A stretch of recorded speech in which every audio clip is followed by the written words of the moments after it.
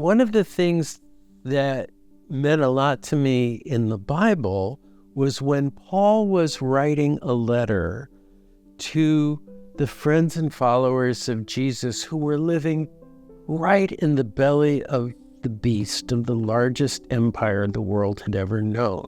And he writes to them because he realizes how corrosive that could be to genuine faithfulness. Do not conform to this world, but renew your mind so you may discern what is the will of God and is perfect and good in God's sight.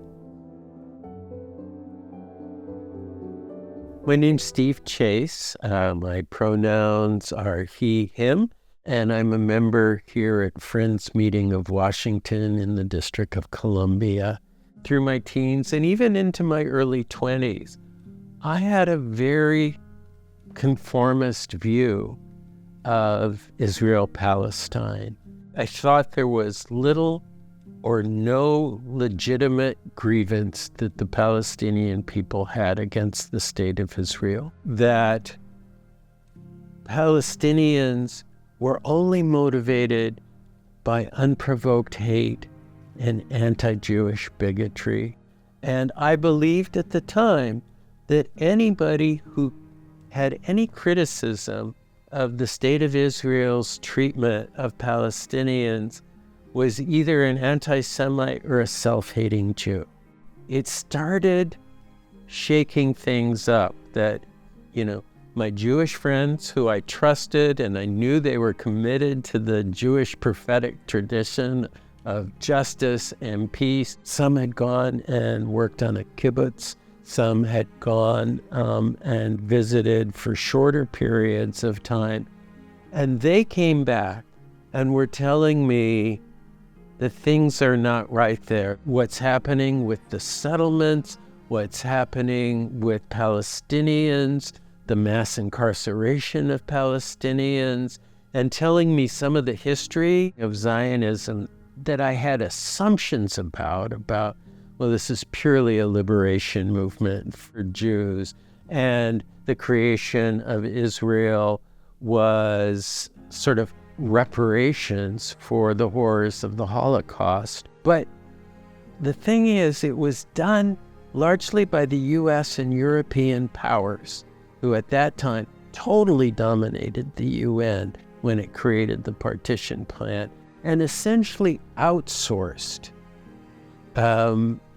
who was going to pay the reparations. Jewish Zionism emerged in the late 1800s, and as I've been studying it more and more in the leadership, it had a very settler colonial strategy, as if it was the only way to fight anti-Semitism. Most Jews at the time, when it was first getting together, thought that Zionism was either far-fetched, blasphemous, or unjust. And so that slowly began to shift my position, make me more curious. But it took me even several years before I was willing to listen or read Palestinians talking about the situation. And I didn't know any Palestinians at that point. I hadn't really heard about the Nakba. I hadn't heard those stories about 15,000 Palestinians being killed, over 500 Palestinian towns and villages being wiped off the map, and that 3/4 of the Palestinian population in 1947 and 48 were expelled from the 78% of Palestine that they had lived in. And so that started a process where I wrestled with myself for decades. And finally sort of came out publicly with a really different view. We need to fight anti-Semitism and stand up for Palestinian rights. And it's part of the same struggle for making a much better and just world.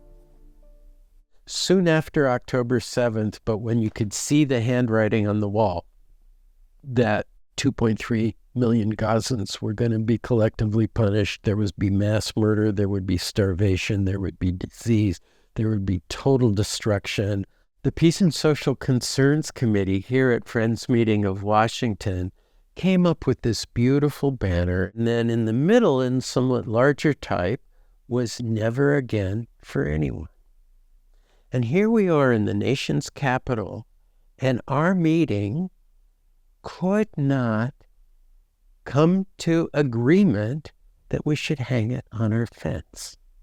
There were people who called members of the committee Israel haters and Hamas supporters, and there were other people in the meeting who were mad at those people and calling them genocide deniers and racist hypocrites. I've talked with a lot of young activists, and they talk about the tension of feeling like there's a cultural norm about calling people out or breaking relationships with people who don't have the clarity that you might. And given my own experience as being somebody who painfully had to learn over time, I think you call people in, you ask elicited questions, you listen to them, ask if they're willing to hear another perspective, and you share it. You find common ground and you build on that. The motives for the people yelling at each other was they were focusing on one aspect of justice, but it was sincere. By learning to talk together and listening to each other and giving each other grace and saying, "I'm sorry," we adopted the 8 major Quaker organizations around the world, including the American Friends Service Committee and Friends Committee on National Legislation, their April 2024 statement, "A different future is possible," a shared Quaker vision of peace for Palestine and Israel. And just 2 weeks ago at business meeting, we agreed to sign on to the Apartheid-Free Communities Pledge, which talks about we will work with others to end Israeli occupation, apartheid, and settler colonialism. I've seen firsthand here in our faith community growth that sort of parallels in the collective my personal growth over time, from not seeing things deeply or wholly and seeing the humanity of everybody involved. And I remember in the business meeting when people agreed, I just burst into tears. And it was tears of joy. In the midst of this horror, we were rising to the moment. We were being faithful, and we were loving each other along the way. People gave up hope that apartheid could be brought down. People put their shoulders to the wheel to abolish enslavement in this country, and many of them didn't feel like it was going to happen. They just felt morally duty-bound to do it. If you assume that there's no possible change to a better world, and then you act according to that belief, it's a self-fulfilling prophecy. If you assume, as Quakers at their best have always done, that it is possible we could move closer towards a beloved community, and we act accordingly, it at least keeps the possibilities of the future open.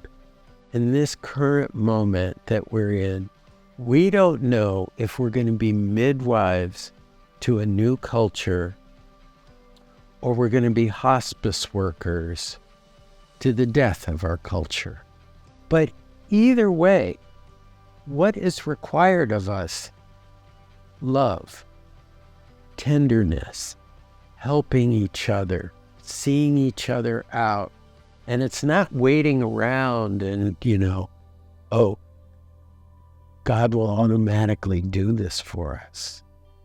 We are the heart and hands of the divine in this world, and it is us who have the possibility to bend the moral arc of the universe towards justice. Thank you for watching this episode of QuakerSpeak. If you like this episode, please leave a comment and a thumbs up so we can reach even more friends. For more videos, click this playlist here. To subscribe to QuakerSpeak, click this here.